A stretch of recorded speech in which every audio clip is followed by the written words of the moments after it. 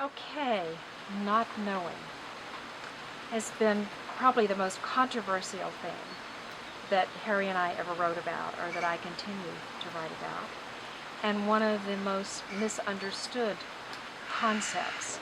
And I say misunderstood in the sense of missed, M-I-S-S-E-D hyphen, understood. In other words, that people have developed different understandings of it than we had as we began developing the concept, the idea.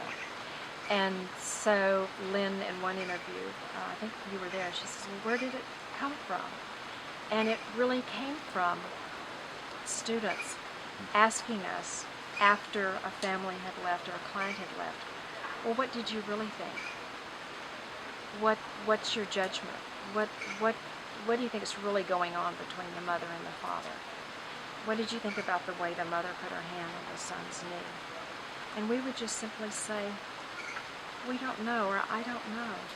That these are questions you shouldn't be asking us. That if these are curiosities you have, you should be asking the family members. They're the important ones. And when people began becoming interested in the Milan idea of hypothesizing, which we really never did because it didn't fit with our work, because we were always interested in the expertise of the client. And then they would say, what is your hypothesis? And we would say, well, we don't have a hypothesis. We said, if you think in terms of hypotheses, we're much more interested in what the mother's hypothesis is, the father's hypothesis, the son's hypothesis. We're interested in the family member's hypotheses, and each member's. There's no one hypothesis for a family, and that it certainly would not come from us. So we would say we don't know, as a way of emphasizing.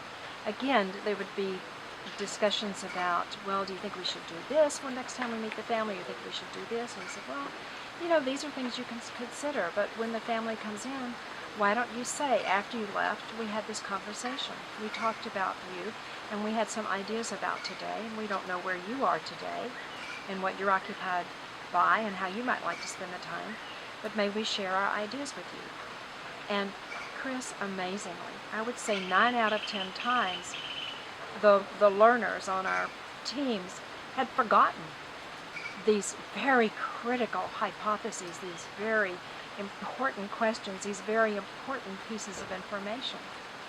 And we would always say, you don't have to know, because what happens when you think you know, you prematurely begin assuming and filling in the blanks, and you interrupt the client's story, the client's multiple stories that they will be telling you, and you can inadvertently steer a conversation. Another idea that we got from Bateson, be careful not to steer a conversation, that you can inadvertently steer a conversation in a direction that a client might not have taken it. And that you can also be seduced by one word or one thing a client has said and decide, this is, I think Lynn used to use the word, this is the meat, or something like that, or the stinky or smelly meat. And you can be so captivated by that your nose is drawn to that, and you miss all these other things. So we began saying, you know, we don't know what's important for the family or the client to talk about.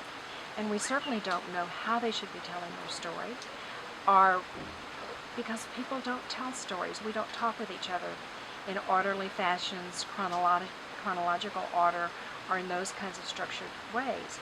And sometimes we talk fast, sometimes we talk slow, sometimes one person speaks a lot, sometimes one person speaks a little, and we don't make judgments about that. In other words, we want people to present themselves the way they prefer to present themselves, and we want to be able to respond to that, with that, and be able, as Tom and Anna Margrethe would say, walk alongside or walk along with them, rather than trying to lead or guide them in terms of the storytelling process or the storytelling content.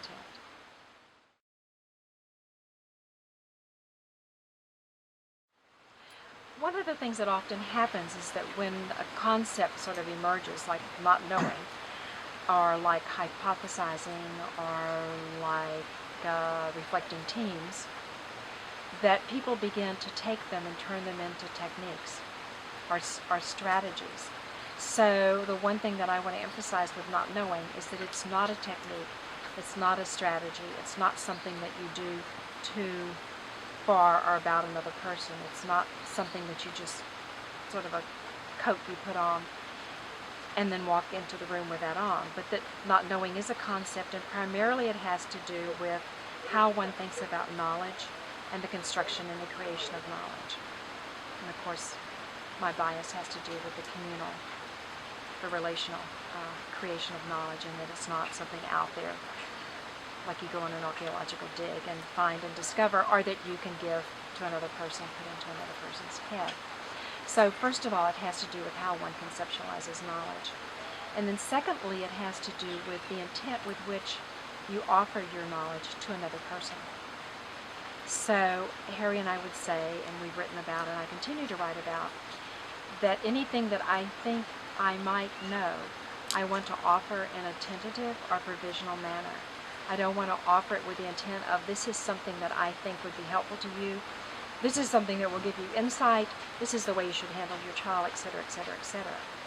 That I want to offer it as, this is a possible way to talk about, to think about what we've been talking about, what we've been focusing on. It's an option, it's a possibility. And thirdly, I think that when we offer what it is, what we think we might know, that we want to do that not only in a tentative or provisional manner, but we want to pay attention to the attitude, the tone, and particularly the timing with which we offer it. First of all, I found, and also heard this from learners, that you can think, oh, you really want to say this, or you really want to ask about this, but there's not an entryway into the conversation. And then, just like I was saying a moment ago, then all of a sudden it's not important. The conversation has gone in another direction. That has faded into the background. Something else has come more into the foreground. If it's something that has lingered or stayed with you, then if there's a pause, of course you can offer it. And I think it might be important to offer it for a couple of reasons. Number one, that if you continue to be occupied by a particular question, a particular idea, a particular description or interpretation of another person or what they're doing or saying, then everything you see can tend to sometimes confirm that. In other words, you participate creating the person sitting in front of you. Your questions are often filtered by those ideas. So I find that if you're more open with it and you share it, then it's out there. It can be questioned, and also even the process of sharing it, it begins to sometimes transform into something else, because you never say exactly what you're thinking. So I get real excited when I'm talking about this, as you can tell, and speed up and have lots of things I want to say. But I think the main thing I want to say is that not knowing is a concept.